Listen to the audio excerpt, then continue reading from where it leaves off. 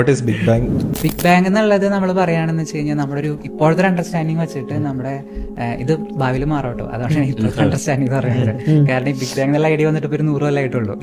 പല പല ഐഡിയാസ് ഇങ്ങനെ വന്നുകൊണ്ടിരിക്കുന്നുണ്ട്. അപ്പൊ ഇപ്പോഴത്തെ ഐഡിയാസ് വെച്ചിട്ട് നമ്മുടെ യൂണിവേഴ്സ് എങ്ങനെ ഉണ്ടായി എന്നുള്ള കൺസെപ്റ്റാണ് ബിഗ് ബാങ് പറയുന്നത്. ബിഗ് ബാങ് എന്നുള്ളത് നമ്മൾ പേരേക്കുന്ന പോലെ തന്നെ ഒരു പൊട്ടിത്തെറിയാണ്. അതായത് പൊട്ടിത്തെറി എന്ന് പറയുമ്പോൾ നമ്മളൊരു പോയിന്റിൽ നിന്ന് ഇങ്ങനെ പൊട്ടിത്തെറിച്ച് എല്ലായിടത്തേക്ക് അകന്നകന്ന് പോകുക എന്നുള്ളതല്ല. യൂണിവേഴ്സിന്റെ എല്ലായിടത്തും ഒരേ സമയം ഒരേ ഒരു പൊട്ടിത്തെറിയാണ്. ഒരു ഒറ്റ പോയിന്റിലുള്ള ഒരു പൊട്ടിത്തെറിയല്ല, എല്ലാം ഒരു പൊട്ടിത്തെറിയായിരുന്നു.